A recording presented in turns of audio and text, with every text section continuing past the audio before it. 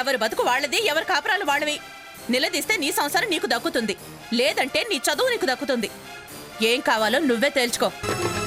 అర్థం లేని బ్రతుకు కన్నా అర్థవంతమైన చావు గొప్పది. తాళి కట్టినందుకు మీరైనా దగ్గర తీసుకుంటారనుకున్నాను. దగ్గరగా ఉన్న స్టూడెంట్ని చేసి దూరం పెడుతున్నారు.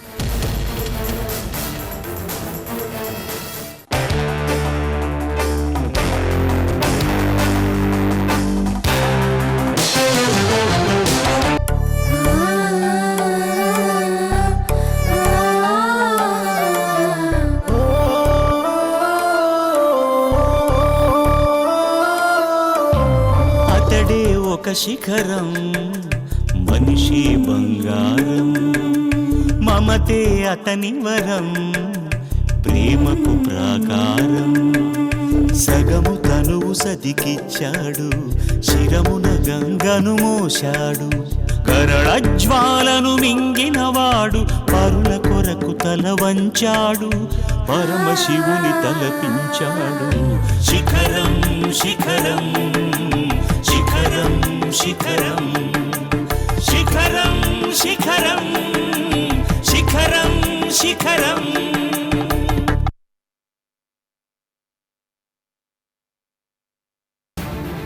తాళి కట్టించుకునేటప్పుడు అందరి ఆడపిల్లలకి ఏ ఫీలింగ్ ఉంటుందో నాకు తెలీదు. నాకు మాత్రం ఏ ఫీలింగ్ లేదు. శోభనం గదిలోకి వచ్చినప్పుడు అందరికీ ఏ ఫీలింగ్ ఉంటుందో నాకు తెలీదు. నాకు మాత్రం ఏ ఫీలింగ్ లేదు. అందరికీ ఉండే ఈ ఫీలింగ్స్ ఏ సందర్భంలోనూ నాకు లేవు. కానీ ఈరోజు నా జీవితం నాకు కావాలి.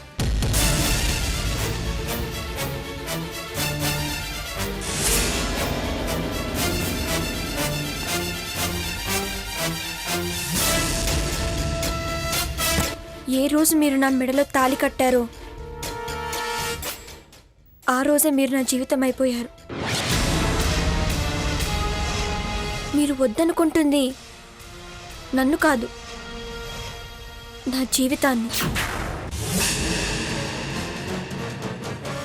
మీరు దూరం చేస్తుంది నన్ను కాదు, నా భవిష్యత్తుని. ఈరోజు నా జీవితం నాకు కావాలి, నా బ్రతుకు నాకు కావాలి, నా భవిష్యత్తు నాకు కావాలి.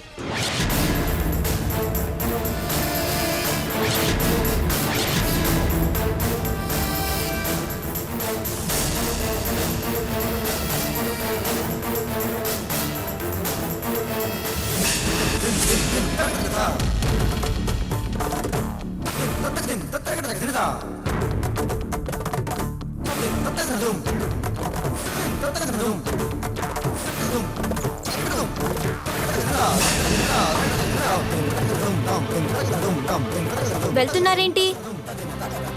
నన్నేం చేద్దాం అనుకుంటున్నారు? ఇదేంటి?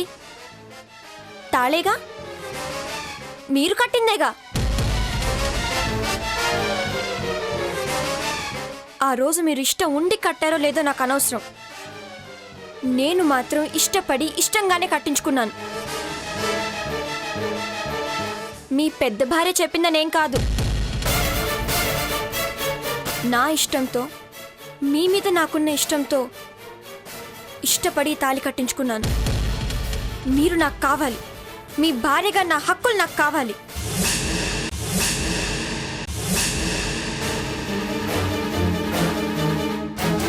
ఆ రోజు మీ వెంట వచ్చినప్పుడు మీ ఇంటికి వస్తున్నాను అనుకున్నాను. మీరు నా జీవితంలోకి వస్తున్నారు అనుకోలేదు. వచ్చేసి వద్దంటే ఎలా? తాళి కట్టేసి కాదంటే ఎలా?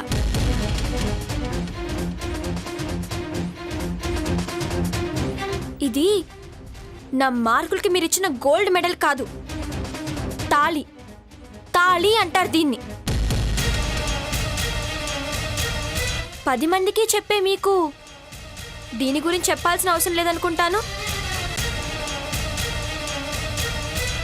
నన్ను మీ భార్యగా ఒప్పుకోవాల్సిందే. నాతో కాపురం చేయాల్సిందే. మీ బిడ్డకి తల్లిని చేయాల్సిందే.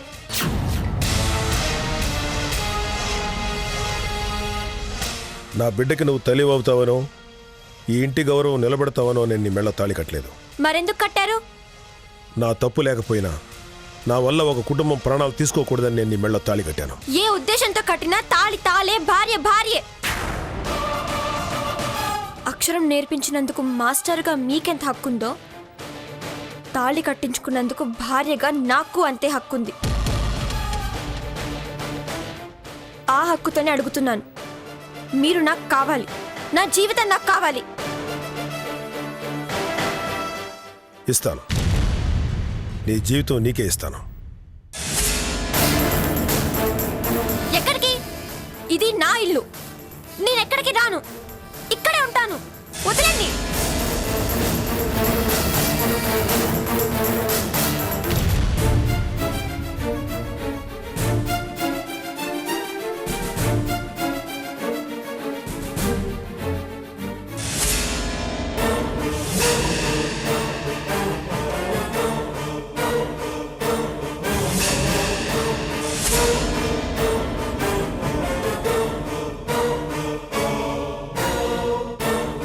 ఏం జరిగిందండి? నీ కూతురు మనసులో విషయం కలిసింది. ఇక నీ కూతురికి నాకు ఏ సంబంధం లేదు.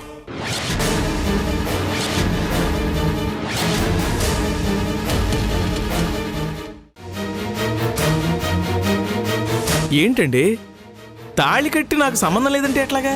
ఇప్పుడు ఎంత కాదన్నా నీకు అనవసరం. స్టూడెంటే అనుకున్నాను.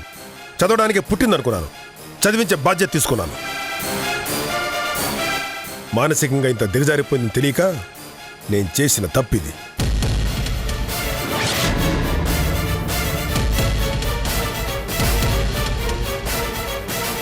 నేను చెడగొట్టాను అందుకదు. లేదు, తనే చెడిపోయింది. తన్ను తానే చెడగొట్టుకుంది.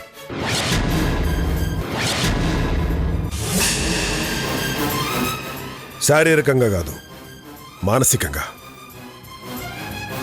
చదువుకున్నదే కానీ సంస్కారం మర్చిపోయింది.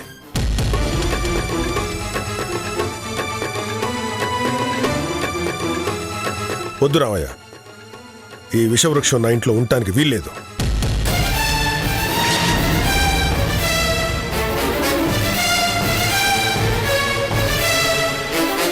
ఎలా తీసుకెళ్లానో అలాగే తీసుకొచ్చాను.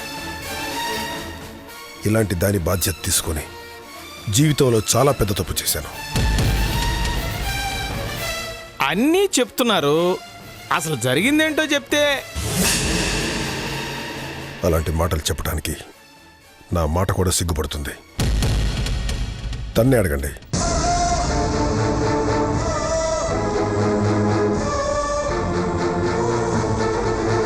నీ విషయంలో నేను తప్పు చేశాను గౌతమి. అవును, నిన్ను చేరతీసి తప్పు చేశాను. ఒక స్టూడెంట్ని అర్థం చేసుకోవటానికి ఒకే ఒక ప్రశ్న చాలు, ఒకే సమాధానం చాలు. ఇంత చదువుకున్న నాకు నువ్వు ఒక అర్థం కాని ప్రశ్న. నీ విషయంలో పూర్తిగా ఓడిపోయాను. ఓడించావు. నువ్వే గెలిచావు.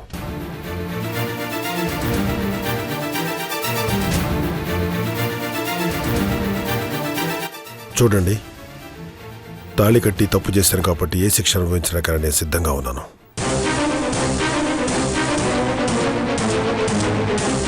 మీ కూతుర్ని భరించడం కన్నా ఎంత పెద్ద శిక్షనైనా అనుభవించడం తేలికే. భరిస్తాను.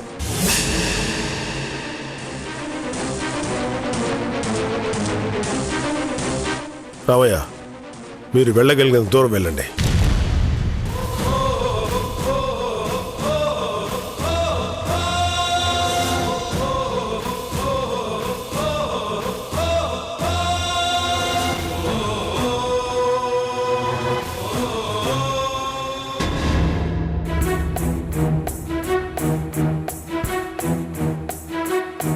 ఏంటి కాలుగాలి పిల్లిలా అలా తిరుగుతున్నావు? ఏమైంది? మా అత్తగారు ఊరు పెత్తనం అంతా బాగా చేస్తున్నారా లేదా అని ఆలోచిస్తున్నాను. ఊళ్ళో విషయాలన్నీ మనకే కావాలి. ఏం కనకార్యం వెలగబెట్టుకొస్తున్నారు? ఏమైంది? గౌతమి ఆయన గొడవ పడ్డారు. ఎందుకు? ఏం నాకేం తెలుసు? నేను ఆయన గదిలో ఉంటే గౌతమ్ వచ్చి నేను ఆయనతో ఒంటరిగా మాట్లాడాలి అని నన్ను బయటికి పంపించింది. అందులో తప్పే ఉంది. ఆ పిల్లకి వాడు భర్తే కదా, ఏదన్నా మాట్లాడాలనుకోని ఉంటుంది. ఆ అదే హక్కుతో మాట్లాడకూడదేదో మాట్లాడుంటుంది. ఆయన కోపం వచ్చి ఇంట్లోంచి బయటికి లాక్కెళ్లారు. ఎక్కడికి తీసుకెళ్ళాడు? అంజనం వేద్దాం. బహుశా వాళ్ళు పుట్టింటికి తీసుకెళ్ళి ఉంటారు. కోపం వస్తే ఆయన చేసే పని అదే కదా, పెళ్ళాన్ని పుట్టింటికి పంపించడం. దీనికి అంతటికీ కారణం నువ్వే. నేనా? అవును, ఉదయాన్నే దాన్ని రెచ్చగొట్టినట్టు మాట్లాడావు. అది వెళ్ళి వాడిని నిలదీసి ఉంటుంది. అందుకు వాడు కోపం వచ్చి ఆ పని చేసి ఉంటాడు. ఇదేదో బాగానే ఉంది. నిలదీసిన అది బాగుంది, లాక్కెళ్ళిన ఆయన బాగున్నారు. మధ్యలో నా మొగుడు నాకు కావాలి అనుకున్నందుకు నేను చెడ్డదానయ్యానా? మీరేమనుకోపోతే ఓ మాట చెప్పనా? తప్పు చేస్తుంది మీరు. పెళ్లి చేసుకుని పెళ్ళంతో కాపురం చేయాలని చెప్పాల్సింది పోయి ఆయన వెనకేసుకొస్తారేంటి? చేతనైతే గౌతమ్తో కూడా కాపురం చేయాలని చెప్పండి మీ అబ్బాయి గారికి. అంతేగాని కోడళ్ళని ఆరా తీయకండి.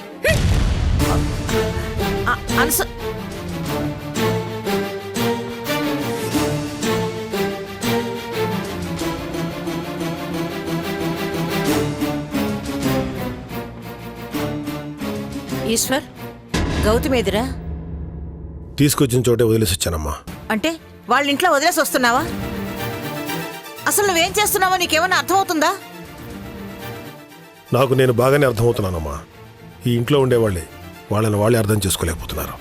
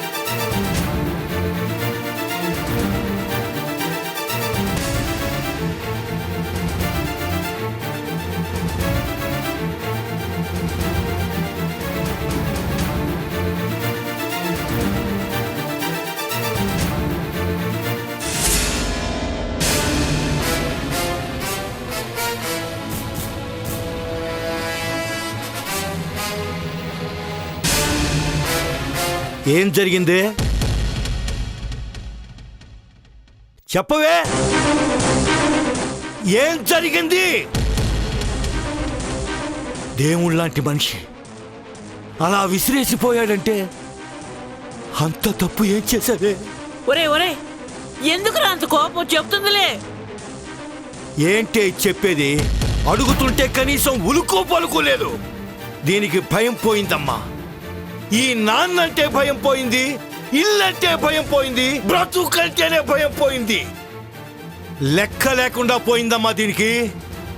దీన్ని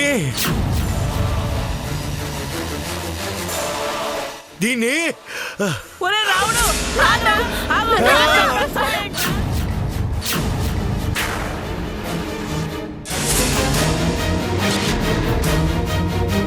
రావయ్య, ఆగ్రా, ఆగు. ఇది చచ్చినా ఒకటే, బ్రతికినా ఒకటే. వదలండి.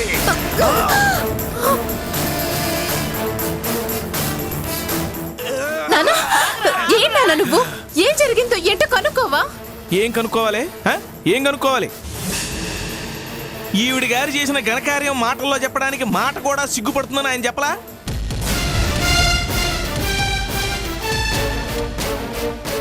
అంత సిగ్గుమాలిన పని ఏం చేసిందో ఇది? అగ్గికి ఆద్యం పోస్తావేవరా సచ్చినోడా? ఒకరిని అనాల్సిన పని లేదమ్మా. బాధ్యతని తీసుకున్నాక బరువుని వదిలేసి వెళ్ళాడంటే ఇదేదో చేసింది. పరువు తీయటం, పతనం చేయటం దీనికి అలవాటైపోయింది. ఈ రోజు దీని ప్రాణం తీయకుండా వదలను. ఒరే ఒరే రావయ్య, ఆగ్రా.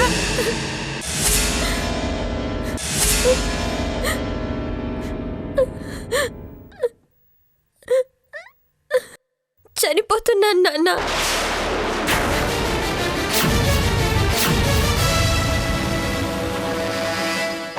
బెదిరిస్తున్నావా? నువ్వు చనిపోవటం ఏమిటే? మమ్మల్ని చంపి కానీ నువ్వు చావగా. నా కోసం ఎవ్వరూ చావాల్సిన అవసరం లేదు. నన్నెవ్వరూ చంపాల్సిన అవసరం లేదు. నేనే చనిపోతున్నాను నాన్న.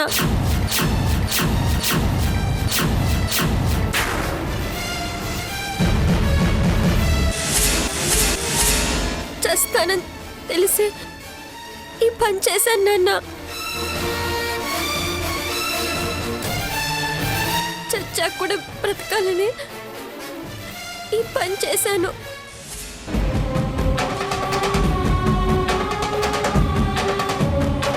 ఏమిటే ఏమిటే ఏదేదో మాట్లాడుతున్నావు?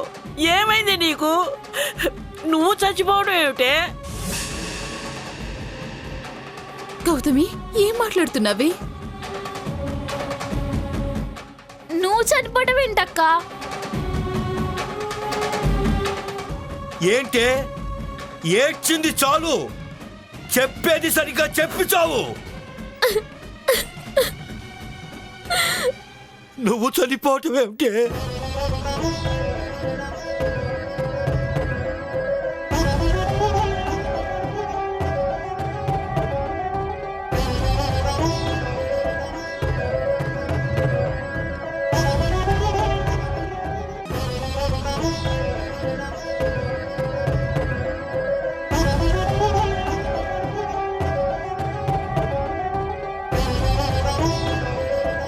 బిడ్డని కనగానే చనిపోతాను.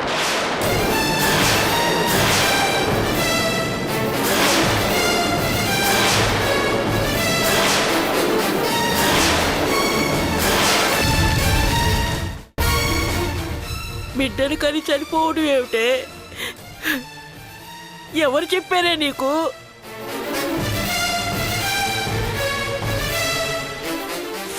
ఇప్పుడు నీకు తెలియాల్సింది ఆ ఇంటి గురించి కాదమ్మా, నీ గురించి. నీకు ప్రసవగండం ఉంది.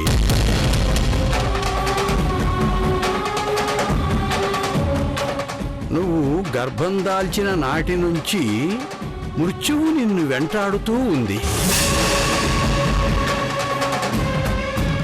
ప్రసవించిన మరుక్షణమే ప్రాణం పోతుంది.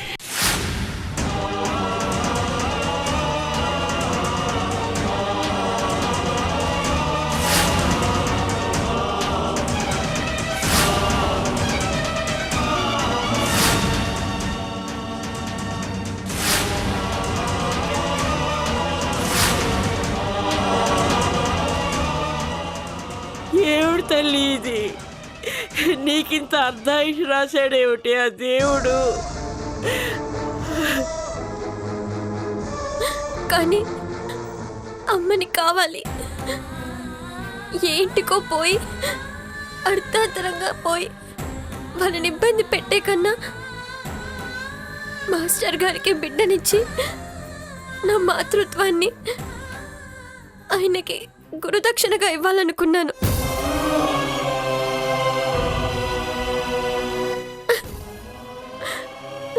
ఆ దేవుడికి ఇంతకంటే నేనేమివ్వగలను నాన్న?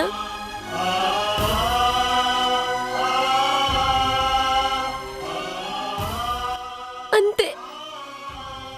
ఏ తప్పు లేకపోయినా ఆయన మీద ఆ బండం వేశాను.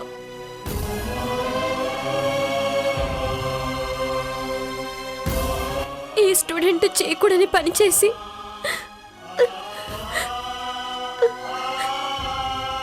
ఆయన చేత తాళి కట్టించుకున్నాను. తాళి కట్టారు కాబట్టి కాపురం చేయమన్నాను. చావు కోసం ఎదురు చూడడం కన్నా చావుకే ఎదురెళ్దామని బిడ్డకి తల్లిని చేయమన్నాను.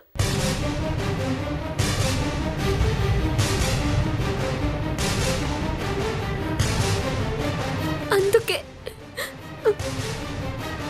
దేవుడికి కూడా కోపం వచ్చేసింది. నన్ను స్టూడెంట్గా కూడా పనికిరానన్నారు. ఇంట్లో నుంచి బయటకు గెంటేశారు నాన్న. నేను అమ్మని కావాలి నాన్న.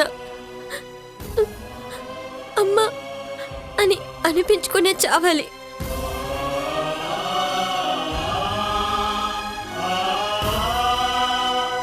అమ్మతనం లేక అక్కడ ఓ అమ్మ కాలేని అమ్మ ఎంత అల్లాడుతుందో చూశాను. అమ్మతనం ఎంత అవసరమో తెలుసుకున్నాను. నేను అమ్మని కావాలి, అమ్మని కావాలి నాన్న.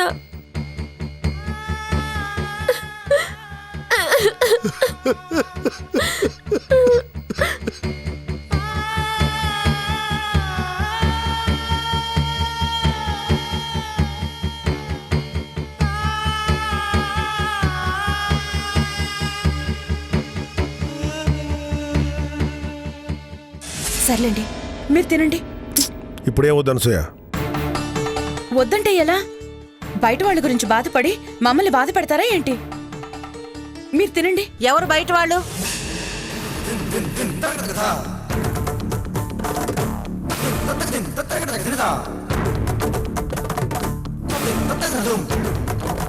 తాళి కట్టాక తను ఇంటి కోడలు, నీ భార్య.